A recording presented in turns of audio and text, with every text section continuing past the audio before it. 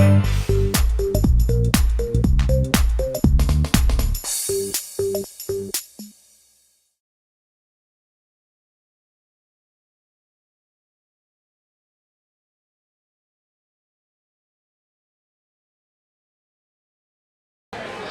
give it a round for Dan Hauser, everybody.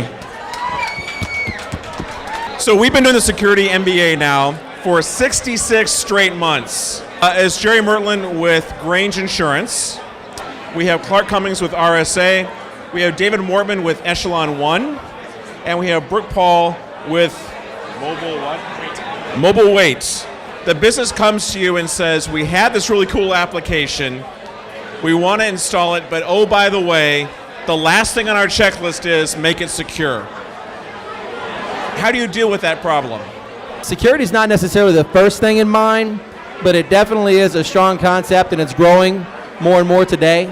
We want to get involved early, but we don't want to actually get into doing the assessments and really integrating into a lot of the business processes and workflow until they're actually been figured out. Is to look at risk. So hopefully if you're in a situation like Jerry, you've been beating the people over the head so much that they're starting to understand about risk in the environment. And that, if you do certain things, it carries consequences for the organization. So Brooke, you're dealing with SMS, which has inherent security issues. You're using caller ID as one of your primary factors, right? Which can be spoofed. How do you address those? Or do you address those? You just accept them as reality and build a system around that? In our application and the solution that we provide, we're using reasonably standard practices for security around code review, secure code practices, and also when any of the services that we're utilizing that talk SMS to the carriers, we lock those down so that we can basically endpoint tie that to the IP addresses of the web service that we're allowed to talk to and is allowed to talk to us. On the consumer side, what we do is we make sure that we protect the consumer's information, make it clear that any communications that we have with them are on an opt-in basis, because one of the things that we want to avoid with mobile messaging and SMS in particular, MMS, is what's happened with mail, is all the spam and the viruses and things that come through mail. The practices that are utilized around SMS and MMS messaging are much more stringent. The carriers have learned from what happened with email, and also the providers like my company have learned that in order to have a successful dialogue that's going to be something that a consumer is going to want to engage in, they have to know that we're protecting their information. Having an application which is secure enough for a mobile platform without requiring them to enter 4 or 5 passwords to use the app.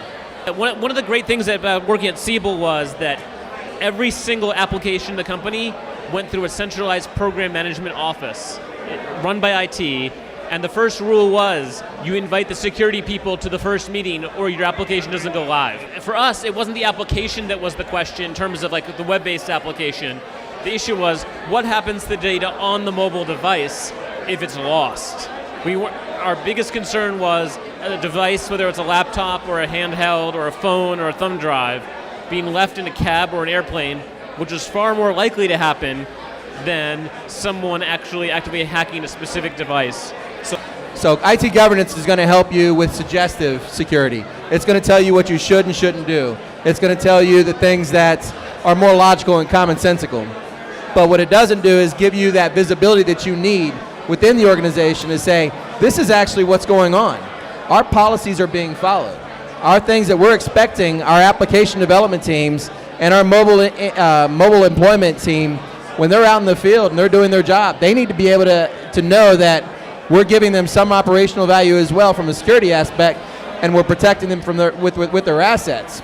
I've heard some frightening statistics about the number of BlackBerries and handhelds that are left in airports every year. What do you say when the CISO, or in some cases you are the CISO, asks you the question, what do we do about data breaches? How are we protecting our data that's parked way outside our borders? A lot of it comes down to looking for technologies that are going to enable security.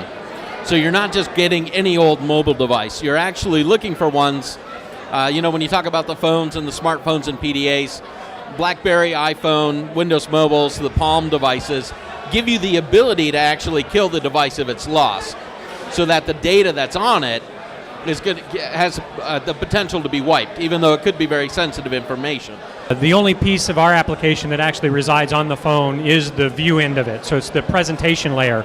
All of the data and everything resides in our data center on secured databases. And that's one way that we handle it. The challenge that we have is communicating that to the consumers that are utilizing it. You do have to worry about who has access to the data that I have on my phone and what are they doing with it. From an enterprise perspective, how do you deal with iPhones, where the entire genre of iPhones is, look at all the cool, fun apps I can download and run relatively anonymous freeware, cheapware applications? iPhones and Google, two of the strongest players in the mobile space today, because you can pretty much access any of your data that you need anywhere you want, either from your PDA or you can access it from the web. So when you have anonymous applications, there needs to be some level of certification process that you're establishing in the organization that says, hey guys, I need this. I want it. This is something that we can really help our enterprise with and our corporation with generating new business, with providing services for our consumers, with establishing a stronger and more feudal presence across the board. So give them a method to introduce new innovative technologies, and they'll come through that process. You'll have the security you need, you'll have the validation you'll need, but at the same time, you're going to be able to develop policies around those new applications they're introducing. But there was a recent court decision by the appellate court that upheld that a lady who was actually sending an email to her lawyer under attorney-client privilege, but using her work computer, the work network, actually did have an expectation of privacy. She was suing her employer. Her employer came back against her, dug up the messages that were on their network, and even though it's an attorney-client privilege, just said, look, our policy says we own everything. So you kind of have, you don't necessarily need to mention to the CIO, but you better make sure your legal department is aware of that before they get themselves in trouble. And as a security practitioner, one of the best things you can do is actually make friends with your legal department and your HR department and your CIO, because you probably report to them anyway. But even if you don't, it's a good thing to know. So it's important that they're aware of that. But I would personally have the conversation with legal and HR and let them have the conversation with the rest of the company, since they're the ones who actually set policies about this stuff, not the CIO. University of Bristol, there was an actual researcher and actually created a chip-sized quantum computer. Now, for the longest time, quantum computing is based on light. Now it's actually been reduced to a chip and did factoring for primes of a number. Now, this is the first step in quantum computing to be able to calculate what are really the foundations of cryptography. Yeah, so that, the technology is something that's out there that we need to be concerned with, and that's why there's continually evolving standards around cryptography. At one point in time, 40-bit encryption was perfectly fine, but the reality is, when we follow Moore's law, it's going to catch up to us, and quantum computing really has the ability to go leaps and bounds above Moore's laws. It's pretty scary thinking about, at your borders, somebody being able to seize your laptop and to look at it for incriminating evidence for 5 days with really no due process. Do you worry about that all as a company? Do you have policies about that? It's always a good idea, and when you're traveling, to limit the information that you put on your laptop when you take it with you.